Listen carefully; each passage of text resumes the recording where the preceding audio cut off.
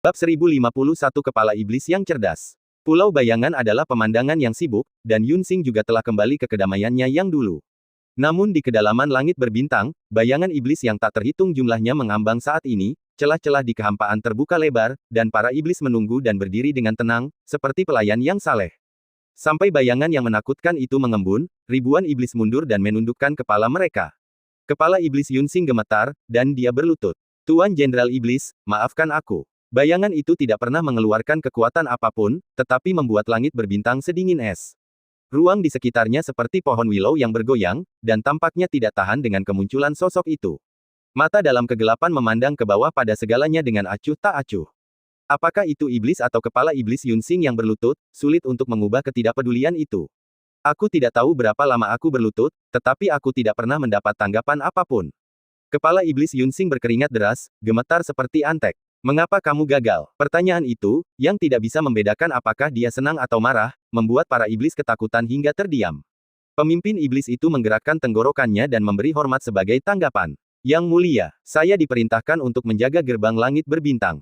Semuanya berjalan dengan baik. Tiba-tiba, puluhan ribu biksu menerobos masuk ke wilayah hitam. Korban dari klan kita tidak terhitung banyaknya, tetapi saya tidak berani mempermalukan reputasi klan iblis kita, dan bertarung sendirian selama ratusan ronde.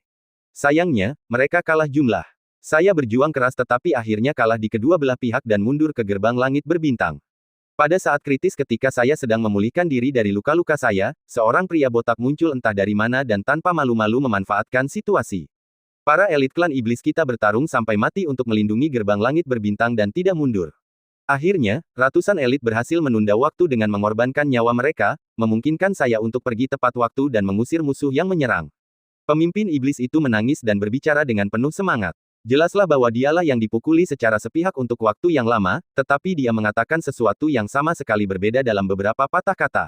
Dalam ceritanya, dia adalah pahlawan klan iblis. Hal ini menyebabkan para iblis saling berbisik. Setelah beberapa saat menunggu yang menegangkan, iblis itu hanya melihat ke bawah dengan acuh tak acuh. Teruskan. Pemimpin iblis tidak berani ragu dan terus mengucapkan kalimat yang telah dia persiapkan sejak lama. Tuan Jenderal Iblis itu bijaksana. Setelah beberapa pertempuran berdarah, kupikir kita akhirnya selamat dari krisis. Siapa yang tahu bahwa 100 juta kapal terbang lainnya akan datang membantu kita dari luar bintang, dan keempat yang memimpin bahkan lebih kuat.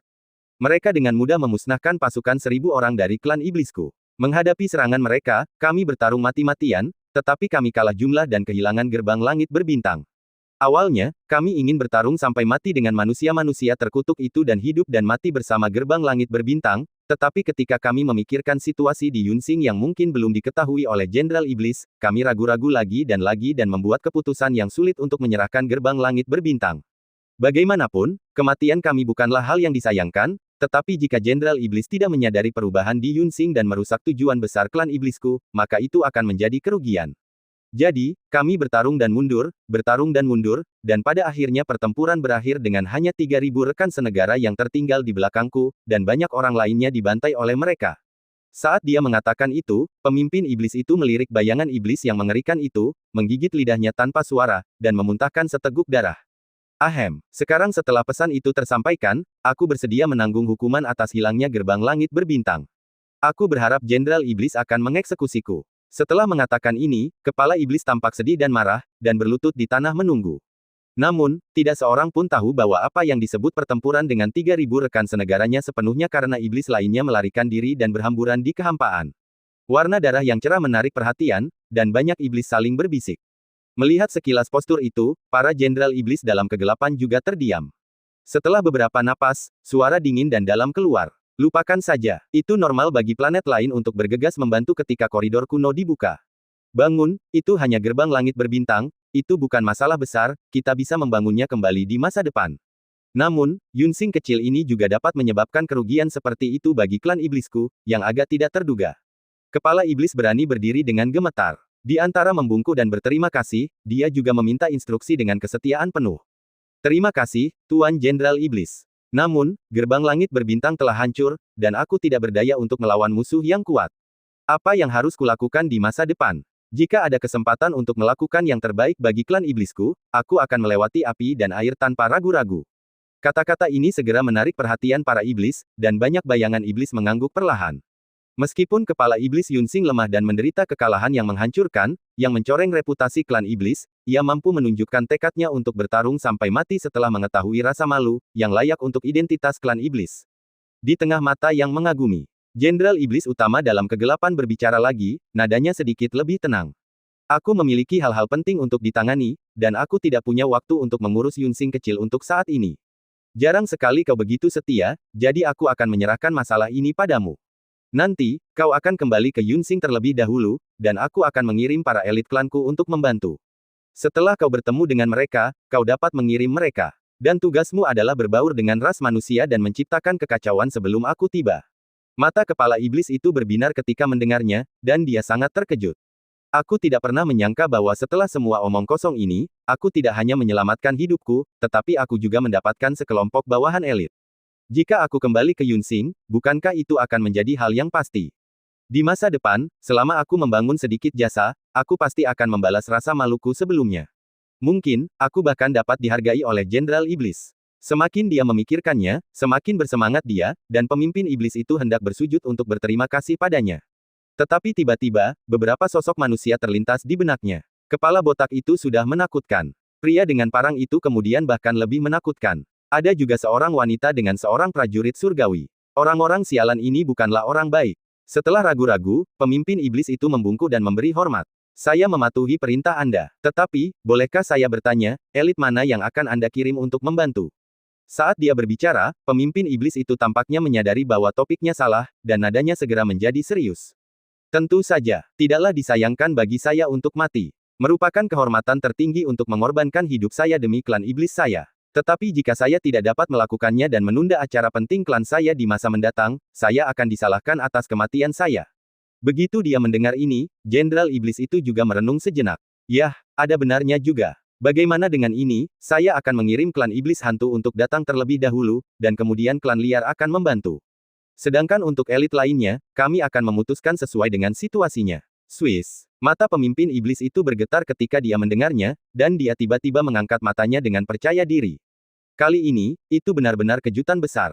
Klan iblis hantu adalah cabang klan iblis yang sangat kuat. Mereka paling jago dalam ilusi yang membingungkan pikiran dan dapat membunuh makhluk hidup tanpa ada yang menyadarinya. Suku Savage bahkan lebih mengerikan. Kekuatan bertarung mereka adalah yang terbaik di antara para iblis. Meskipun mereka memiliki anggota tubuh yang kuat dan pikiran yang sederhana, mereka adalah pilihan yang paling cocok sebagai mesin pembunuh. Dengan bantuan kedua suku yang kuat ini, apa arti Yunsing kecil bagi mereka? Pemimpin iblis itu langsung tersenyum, berlutut dengan khusyuk dan melapor dengan keras.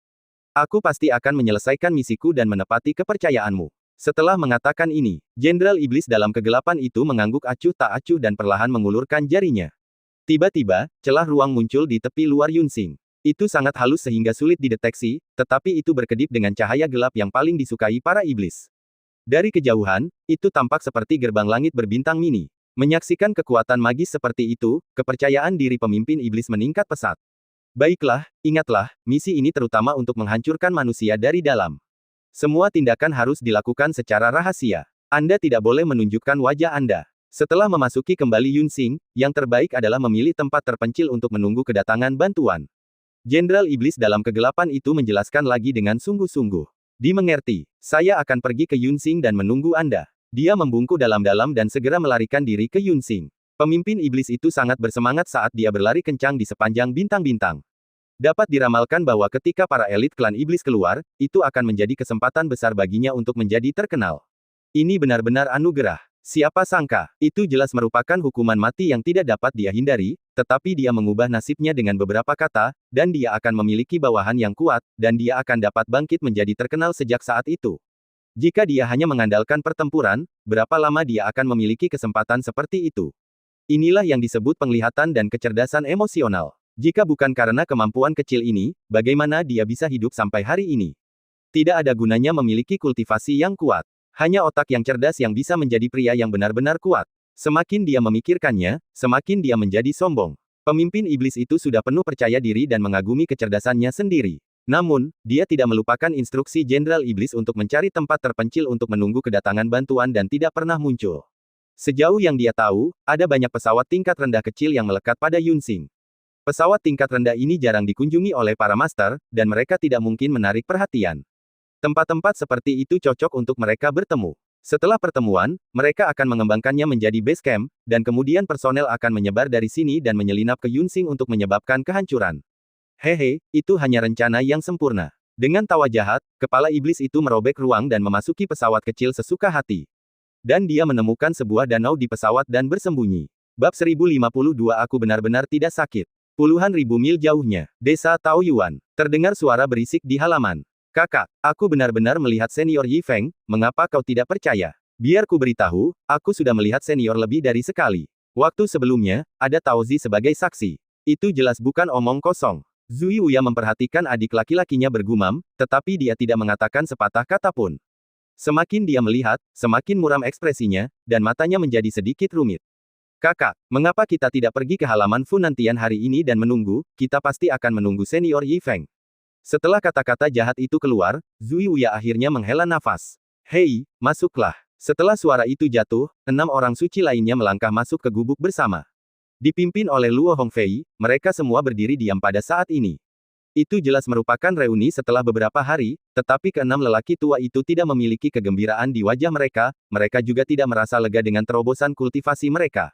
Mereka hanya memiliki ekspresi tidak berdaya dan penyesalan. Semua tatapan aneh itu tertuju padanya, Wei Donghai tampak curiga. Hei, kapan kau kembali? Mengapa kau menatapku seperti itu? Aku tidak melakukan kesalahan apapun. Sebelum dia selesai berbicara, ketujuh orang suci itu menyerang bersama-sama. Kekuatan Taoisme yang mengerikan itu seperti angin kencang, mengunci setiap sudut rumah. Zui Wuya tidak bisa bergerak sama sekali, dan hampir tertekan hingga dia tidak bisa mengangkat kepalanya. Apa yang kau lakukan? Apa yang kau lakukan? Teriakan itu penuh dengan kecemasan dan kemarahan, dan berangsur-angsur berubah menjadi raungan. Namun tidak ada yang menjawab. Ketujuh orang suci itu tampak kusut, dan mata mereka penuh dengan penyesalan. Bahkan kakak laki-lakinya yang paling senior pun hanya bisa menghela nafas tak berdaya. Hei, kakak, jangan salahkan kami, ini semua demi kebaikanmu sendiri. Sejak kau kembali dari koridor kuno, kau semakin sakit. Jika tebakanku benar, kamu seharusnya telah terinfeksi oleh kekuatan sekte jahat, dan pikiranmu telah terganggu. Kamu harus beristirahat sejenak. Kakak tidak ingin ini terjadi, tetapi tidak ada cara lain. Saat dia mengatakan itu, Zui Wuya memalingkan wajahnya dan memejamkan matanya. Melihat tatapan itu, mata Wei Donghai tenggelam. Melihat teman-teman lama lainnya, mereka semua memiliki pandangan yang dalam. Dia tiba-tiba memiliki firasat buruk dan buru-buru menjelaskan. Hei, kakak, aku tidak sakit.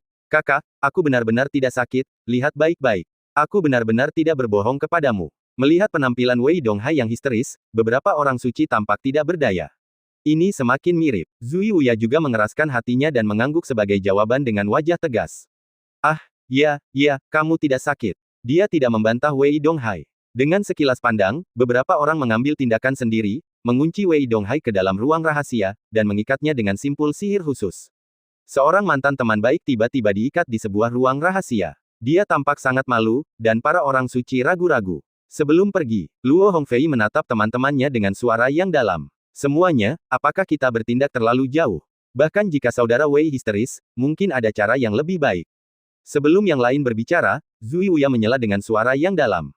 Ini adalah cara terbaik. Histerianya semakin parah. Jika kita mengendalikannya dan membiarkannya beristirahat, kita dapat menstabilkan kondisinya. Jika situasinya semakin parah, sudah terlambat bagi kita untuk menggunakan obat. Dalam beberapa hari terakhir, imajinasinya menjadi semakin berlebihan. Dia bahkan mengambil buah persik sebagai bukti. Roh jahat di koridor kuno benar-benar kuat. Kita tidak bisa mentolerir belas kasihan wanita kita. Para orang suci mengangguk berulang kali, dan suasananya sangat menyedihkan. Tetapi ketika mereka berjalan keluar dari ruang rahasia dan bersiap untuk kembali ke tempat tinggal masing-masing, Yi Feng, yang sudah lama tidak terlihat, melangkah masuk ke desa dan berjalan santai. Semua orang terkejut dan senang, dan buru-buru mendekat dengan khawatir. Teman Yi, apa yang kamu lakukan? Melihat sekelompok orang tua mengelilinginya, Yi Feng juga terinfeksi oleh antusiasme mereka dan menyambut mereka dengan kepalan tangan yang sudah dikenalnya. Semuanya sudah berakhir, aku juga baru saja kembali. Bahkan Yi Feng mengatakan bahwa dia baru saja kembali. Benar saja, semuanya adalah imajinasi Wei Donghai. Para orang suci bertukar pandang dengan tenang, dan tidak lagi meragukan histeria Wei Donghai. Melihat Yi Feng kembali begitu cepat, Luo Hongfei buru-buru melangkah maju untuk bertanya. Teman Yi, apakah kamu menemani 3 tamu terhormat dalam perjalanan ini dengan lancar?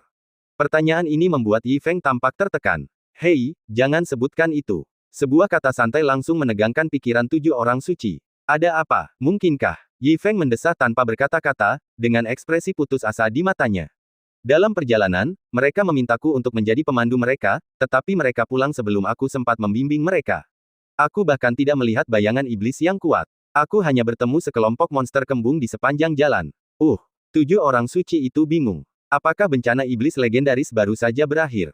Ketiga tamu asing itu benar-benar kembali. Semuanya berakhir dengan mudah. Luo Hongfei bahkan lebih curiga dan tidak dapat menahan diri untuk bertanya lagi. Teman Yi, apakah kamu serius? Ketiga tamu terhormat itu benar-benar telah kembali. Apakah ada gerakan lagi dari para iblis? Yi Feng mendecakkan bibirnya dengan kesal. Apakah ini salah? Mereka pergi beberapa hari yang lalu, dan para iblis juga melarikan diri.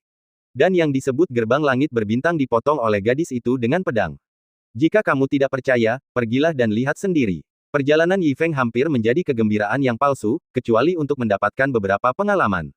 Bagaimana dia bisa memiliki energi untuk membahas apa yang dia lihat dan dengar? Selain bertemu dengan beberapa teman alien, dia masih menantikan masa depan. Setelah mengucapkan beberapa patah kata, Yi Feng kehilangan minat. Tetapi bagi keenam orang suci, itu sangat menakutkan. Dengarkan, iblis-iblis yang kuat itu telah dikalahkan hingga tak bersisa, gerbang langit berbintang telah dihancurkan oleh pedang, dan ketiga pengunjung asing itu memiliki kultivasi yang sangat mendalam. Bahkan jika mereka baru mendengarnya saat ini, keenam lelaki tua itu terkejut dan penuh emosi. Untuk sesaat, sulit untuk mempercayai pernyataan yang mencengangkan seperti itu. Hanya Zui Wuya yang menunjukkan ekspresi terkejut dan gembira di matanya. Melirik pakaian senior Yi Feng yang bersih, dia tampaknya telah menebak kebenarannya. Teman kecil Yi, kamu telah bekerja keras. Kami pasti akan memberimu hadiah yang murah hati karena telah memimpin jalan. Setelah waktu yang lama, semua orang tersadar dan berterima kasih kepada Yi Feng berulang kali. Pada saat yang sama, mereka juga senang bahwa masalah iblis Yunxing telah diselesaikan dengan begitu mudah. Melihat sekelompok lelaki tua bersikap sopan, Yi Feng membungkuk secara simbolis. Apa maksudmu dengan melapor atau tidak melapor? Aku tidak melakukan apapun. Saat dia mengatakan itu, dia menyadari bahwa satu orang hilang. Hei, saudara Wei itu, mengapa dia tidak ada di desa? Ketika kata-kata itu menyentuh titik sedih, para wali yang tadinya gembira menjadi tertekan. Zui Wuya menjawab dengan suara rendah. Dia mengalami beberapa masalah akhir-akhir ini. Kami akan mengendalikannya untuk sementara dan dia perlu istirahat selama beberapa hari. Zui Wuya menunjuk kepalanya dengan tangannya. Yi Feng tiba-tiba menyadarinya dan mendesah tak percaya. Aku tidak menyangka akan seperti ini. Dia baik-baik saja sebelumnya. Hanya dalam beberapa hari, orang tua yang kukenal sebelumnya ternyata menderita penyakit Alzheimer. Tampaknya bahkan para wali tidak dapat melarikan diri dari hukum alam. Memikirkan perjalanan kembali ke jalan kuno bersama-sama, mata Yi Feng menunjukkan penyesalan. Setelah beberapa kata sapaan, suasana menjadi suram dan mereka pergi satu demi satu. Kembali ke halaman lagi, Yi Feng duduk di bangku batu dan suasana hatinya menjadi rumit. Perjalanan ini adalah kegembiraan palsu lainnya, tetapi dia juga bertemu dengan seorang gadis alien dan memiliki arah baru. Namun, meskipun ada arah, dia tidak dapat pergi ke Lansing sekarang. Namun, duduk dan menunggu kematian bukanlah solusi, terutama ketika memikirkan bencana yang menghancurkan dunia dalam beberapa dekade. Yi Feng semakin merasa bahwa waktu hampir habis. Sepertinya aku harus keluar untuk melawan monster di masa depan, dan aku akan mencari kematian sambil meningkatkan kemampuanku.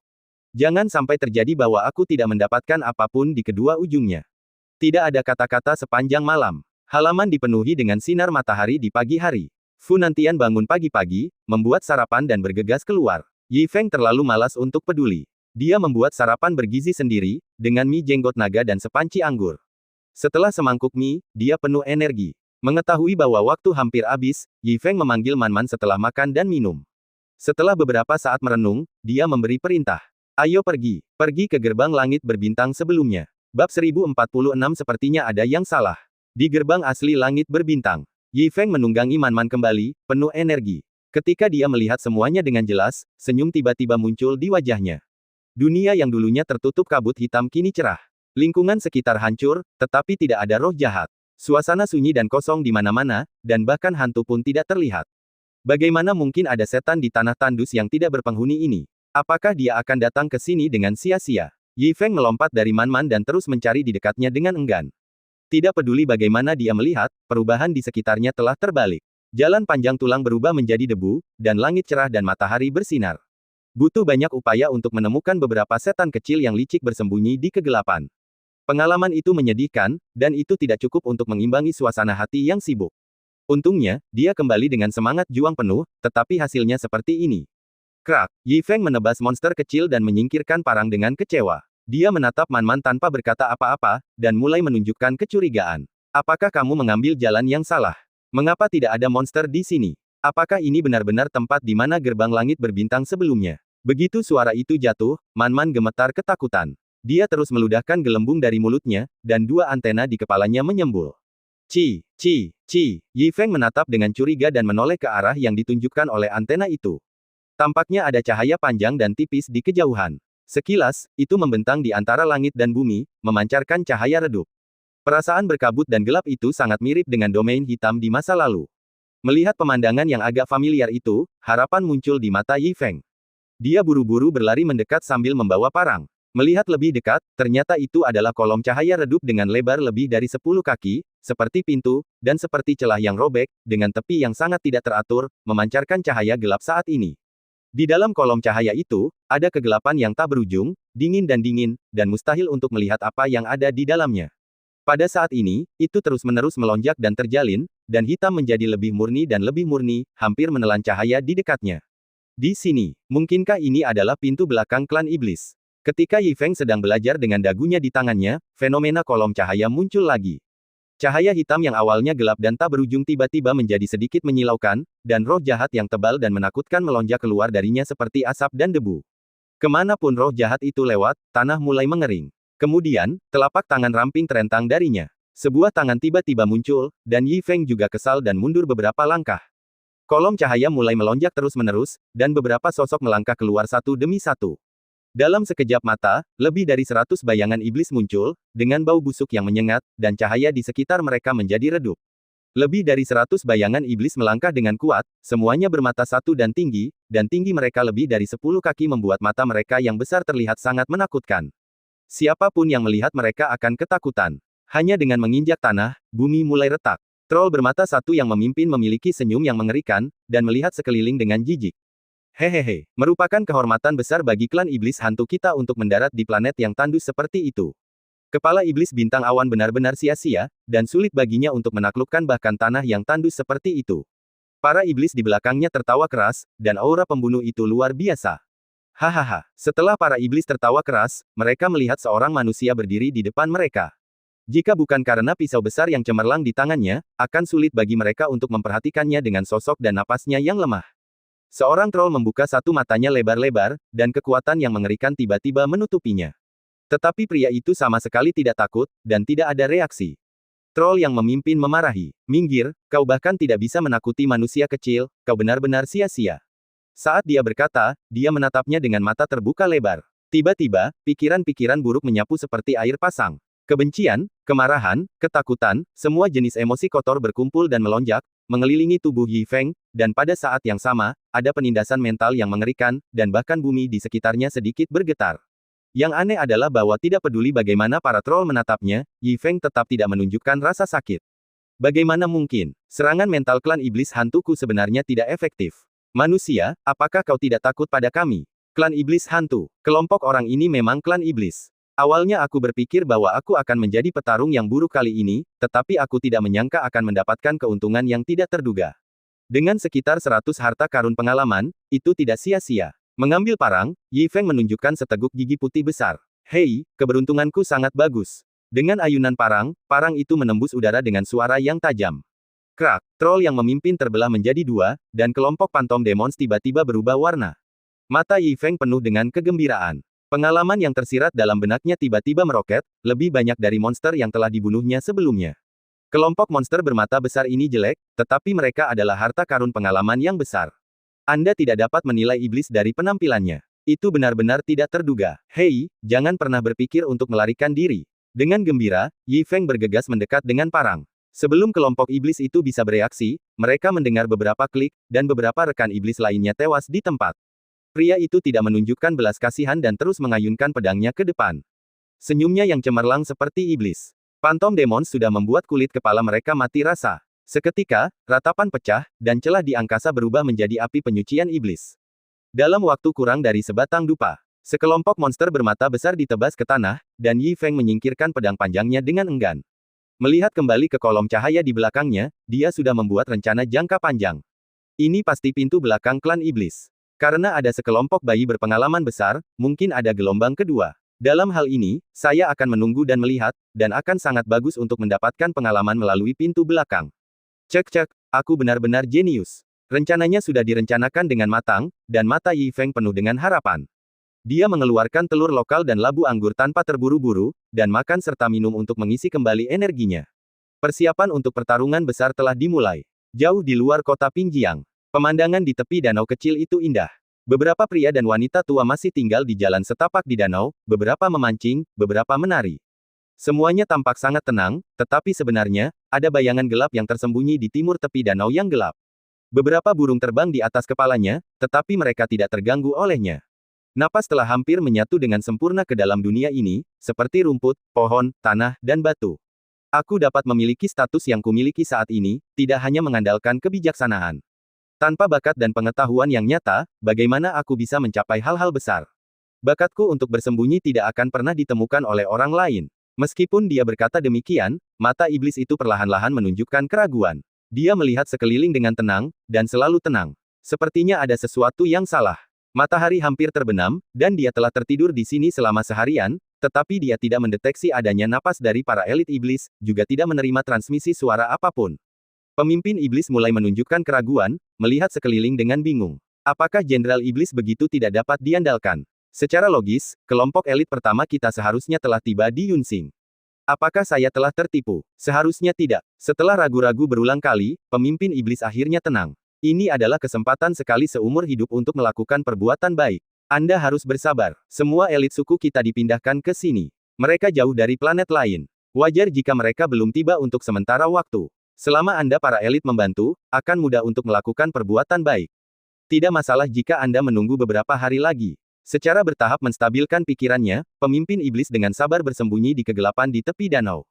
Dia selalu mengingat instruksi Jenderal Iblis di dalam hatinya, untuk tidak muncul, menunggu iblis berkumpul, lalu berdiskusi dan membuat keputusan bersama untuk menyusup ke umat manusia bersama-sama. Bab 1054 Momen Puncak Kehidupan. Pemimpin iblis itu bersembunyi dengan kokoh di tepi danau, bersembunyi semakin sempurna.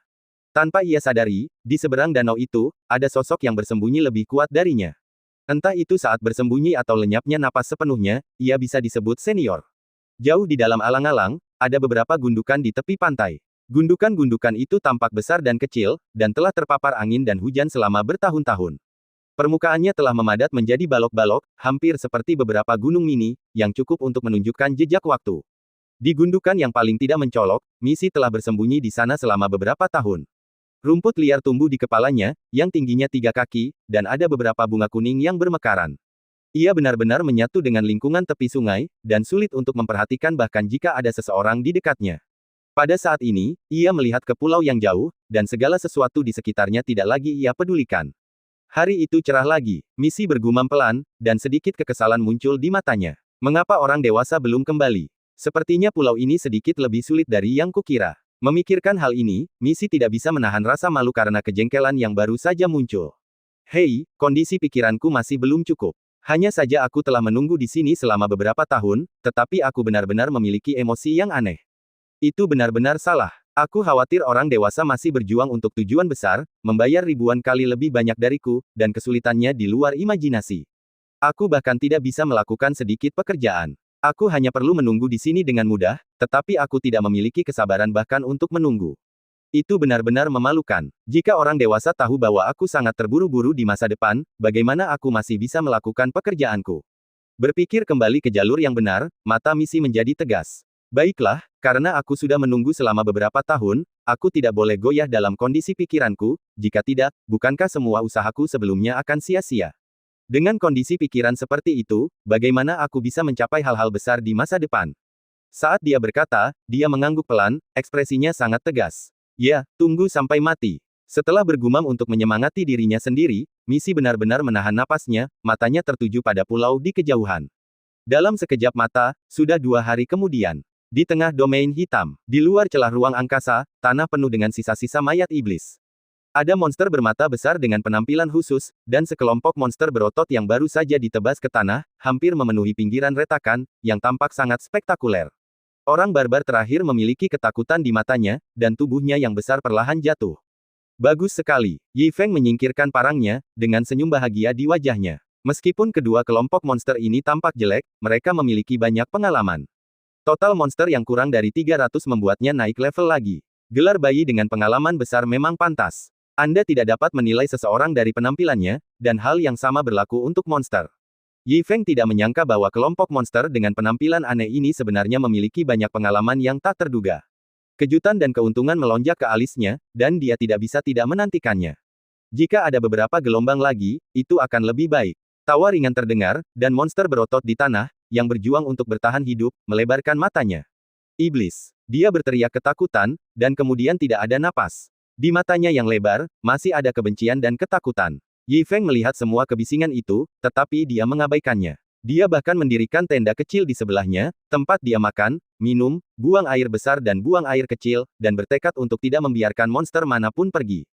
Pengalaman tidak penting, yang utama adalah menjaga Yunsing tetap aman. Pulau Bayangan. Lokasi konstruksi pinggiran kota sedang sibuk. Para pekerja yang memindahkan batu bata dan memasang dinding bekerja keras, lebih bersemangat dari sebelumnya. Bahkan di tengah terik matahari siang, mereka tidak berniat untuk berhenti. Keringat terlihat di mana-mana, dan suasana yang tidak menentu bertiup di wajah. Di saat-saat sibuk kerja lembur ini, tiba-tiba sesosok tubuh terbang lurus ke langit, naik ke udara dan tertawa tanpa henti, memancarkan aura yang menakutkan. Hahaha, aku telah membuat terobosan. Akhirnya aku berada di pangkat surgawi. Xiong Fan tertawa terbahak-bahak, janggutnya berkibar. Selama bertahun-tahun, dia terjebak di tingkat orang suci teratas dan tidak dapat membuat kemajuan apapun. Dia mengandalkan pil untuk meningkatkan dirinya dan hampir tidak menyentuh ambang batas pangkat surgawi setengah langkah. Sekarang dia akhirnya melangkah ke alam pangkat surgawi, yang dapat dikatakan sebagai mimpi yang menjadi kenyataan. Tampaknya perbedaannya hanya milimeter, tetapi celah yang sebenarnya seperti langit dan bumi. Xiong Fan tidak pernah memiliki perasaan yang begitu hangat. Tidak hanya tubuhnya yang penuh dengan kekuatan Dao Agung, tetapi pikirannya juga penuh dengan keyakinan yang agung, seolah-olah dia dapat menghancurkan dunia hanya dengan satu tangan. Di tanah, Xiong Zong, yang mengenakan helm pengaman, sangat gembira, dan matanya penuh dengan kemuliaan atas sikap mendominasi ayahnya. Akhirnya, mereka, ayah dan anak, telah berhasil. Ayahnya dapat memperoleh pencerahan dalam beberapa hari, yang menunjukkan bahwa tebakan sebelumnya benar. Bekerja di Pulau Bayangan ini adalah kesempatan besar yang tidak berani dia pikirkan dalam hidup ini. Merasakan kekuatan Dao yang semakin agung di tubuhnya, Xiong Zong menjadi semakin bersemangat. Sosok agung ayahnya yang berdiri di udara tampaknya adalah masa depannya yang memandang ke bawah ke dunia. Pola mimpinya ada tepat di depannya, dan Xiong Zong tidak bisa menahan diri untuk tidak membungkuk dengan gembira. Selamat, ayah, atas terobosanmu. Aku bangga padamu dan pasti akan belajar darimu di masa depan. Xiong Fan sangat gembira ketika dia mendengar suara itu, dan wajahnya penuh dengan kemuliaan sebagai seorang ayah tua. Perlahan-lahan mendarat di tanah, ayah dan anak itu saling memandang dan tertawa gembira. Bagus, bagus. Hahaha, tawa itu sulit dihentikan, dan kedua orang yang bersemangat itu tenggelam dalam momen puncak itu. Para master di lantai atas tampak terdiam, mendecakkan bibir, tidak tahu bagaimana berkomentar, mendesah sambil tersenyum, lalu melanjutkan pekerjaannya di dinding. Di sekitar tanah, para tukang batu bahkan lebih tidak berdaya. Para master tua dan muda semuanya memegang perkakas mereka, memperhatikan monyet-monyet itu sambil menarik napas. Apakah seserius itu? Benar, tingkat surgawi itu payah. Bibi Liu yang menari di alun-alun sebelah sudah mencapai tingkat surgawi. Siapa yang berani memberitahu orang lain tentang tingkat ini, apalagi membuat keributan besar seperti itu? Itu normal. Orang-orang yang belum pernah melihat dunia seperti ini. Hei, selalu ada beberapa pendatang baru seperti ini. Mereka menjadi sombong setelah membuat sedikit kemajuan. Ya, kurasa masalah lama mereka akan muncul lagi. Mereka mungkin harus dikurung selama beberapa hari lagi. Bab 1055 Bagaimana mungkin manusia biasa bisa melewati gerbang ajaib? Saat itu sudah bulan Januari. Langit cerah dan tak berawan. Yi Feng menjaga pinggiran celah, menikmati makan siang berupa telur lokal. Demi melawan monster, dia benar-benar teliti. Dia telah memecahkan masalah makan dan tetap di tempat. Tenda telah didirikan sejak lama, dan ada teko tertawa yang tergantung di api unggun. Dia sangat siap. Meskipun makan siang telurnya terasa enak, wajahnya penuh kesedihan. Setelah menggigit 2 suap, dia tidak bisa menahan diri untuk tidak menatap celah itu. Ada kekacauan di celah itu, dan masih tidak ada gerakan. Ngomong-ngomong, gelombang monster terakhir terjadi setengah bulan yang lalu. Baru sebulan sejak dia menunggu kelinci itu, dan dia baru membunuh 3 gelombang monster berpengalaman. Bagaimana ini bisa terjadi? Setengah bulan menggantung dengan sia-sia, waktu sangat berharga, dan tidak bisa disia-siakan. Ini tidak bisa terus berlanjut. Setelah menyesap anggur, Yi Feng menatap celah itu lagi. Gelap dan tidak ada jalan keluar, dan sepertinya tidak ada monster yang keluar. Kemungkinan besar dia harus pulang dengan tangan hampa hari ini. Menyingkirkan labu anggur, Yi Feng merasa sedikit tidak sabar. Tidak ada gunanya menunggu lebih lama lagi, mengapa kita tidak masuk dan mencari monster itu? Begitu ide itu muncul di benaknya, Yi Feng mulai memeriksa celah gelap itu dengan saksama. Kelihatannya agak gelap, obor seharusnya berguna, dan kita tidak takut tersesat, jadi seharusnya tidak menjadi masalah besar. Lebih baik kita mati saja. Baiklah, ayo kita lakukan. Semakin dia memikirkannya, semakin dapat diandalkan tampaknya. Yi Feng segera mengemasi tenda dan memadamkan api unggun dengan kencing, menunjukkan kualitasnya sebagai pemuda yang baik. Meskipun dia telah bergerak beberapa saat, masih ada genangan air yang tergenang di celah itu. Keheningan meluas ke kedalaman kegelapan. Bahkan di luar pintu di sisi lain langit berbintang, suasananya anehnya sunyi. Lautan bintang yang luas itu sunyi. Celah yang tidak mencolok di angkasa itu gelap gulita, dan ratusan bayangan hitam mengintip dengan tenang, jelas tepat di depan mereka, tetapi mereka semua meringkuk dan bersembunyi di samping. Seolah-olah iblis yang paling menakutkan di dunia ada di pintu kecil itu. Sulit membayangkan bahwa sekelompok iblis yang menakutkan dengan aura pembunuh akan menunggu dengan begitu tenang. Ketakutan hampir memenuhi ratusan mata dengan ukuran yang berbeda. Setelah menonton selama setengah jam, diskusi akhirnya dimulai. Apa yang harus kita lakukan? Apakah kita benar-benar tidak akan masuk? Masuk. Mudah bagimu untuk mengatakan itu. Manusia di sana sangat menakutkan. Masuk sama saja dengan mencari kematian. Ah, tetapi jika kita tidak masuk, bagaimana kita bisa pergi ke Yunsing? Jika Jenderal Iblis menyalahkan kita di masa depan, tidak satu pun dari 3 suku kita yang dapat memikul tanggung jawab.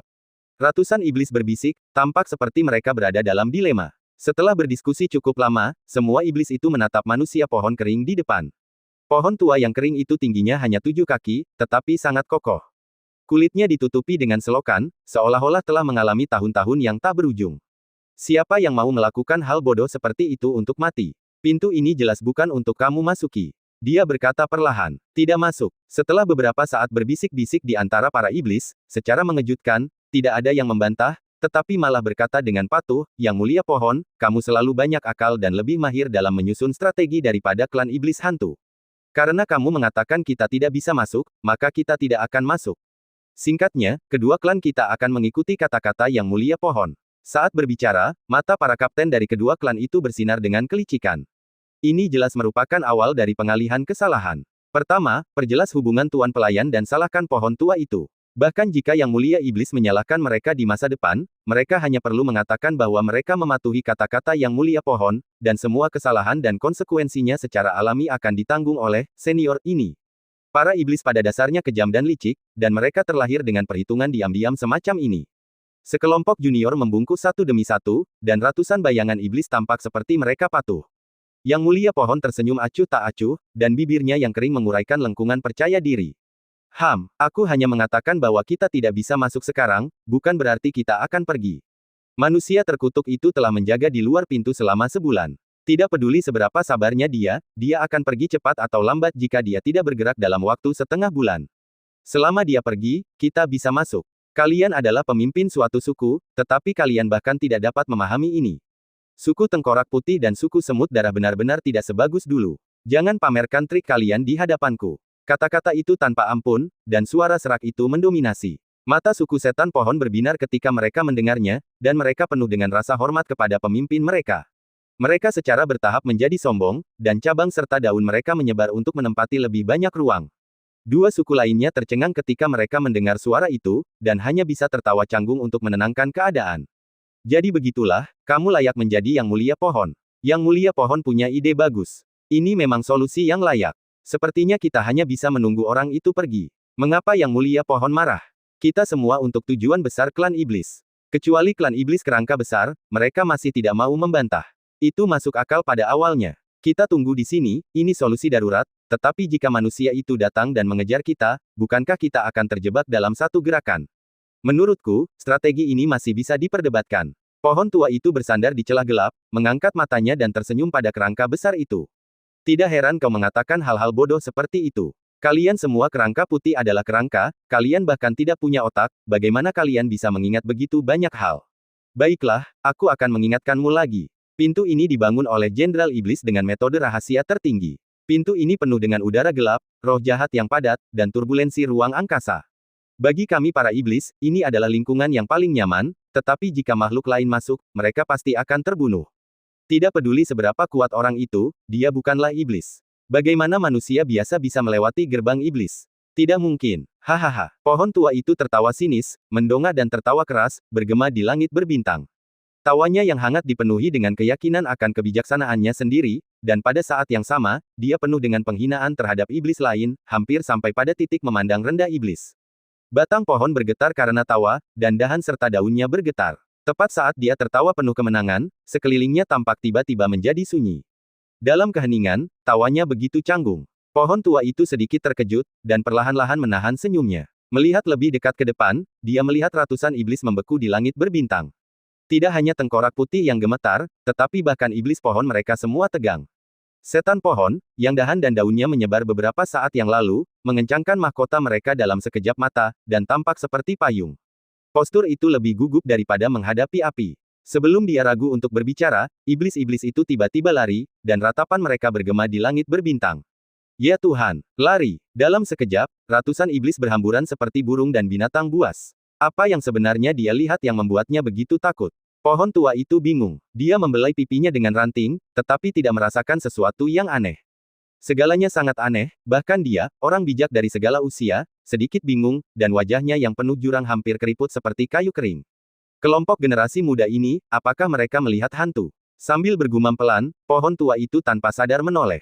Tiba-tiba, mata perubahan hidupnya yang tersembunyi di batang pohon tiba-tiba membeku. Di depan celah angkasa, sebenarnya ada manusia yang berdiri. Desis. Bagaimana ini mungkin? Kecurigaan dan keterkejutan melonjak dari lubuk hatinya seperti air pasang, dan pohon tua itu sangat terkejut sehingga seluruh tubuhnya membeku. Ketika dia melihat wajah pria itu dengan jelas, dia sangat takut sehingga matanya melebar, dan bola matanya hampir meledak dari batang pohon. Bibirnya yang kering pecah di tempat, dan jeritan melengking menembus langit berbintang. Gah! Orang itu adalah iblis yang telah berjaga di luar pintu selama sebulan. Melihat wajah Yi Feng dengan jelas, dan kemudian melihat sekilas pedang panjang yang bersinar dengan cahaya dingin, gambar-gambar mengerikan yang tak terhitung jumlahnya melintas di benaknya, dan hawa dingin menyebar ke seluruh tubuhnya. Pohon tua itu sangat takut sehingga dia merasa seperti disambar petir, dan dia tidak peduli untuk memikirkannya lagi. Dia menggigil di sekujur tubuh dan melarikan diri.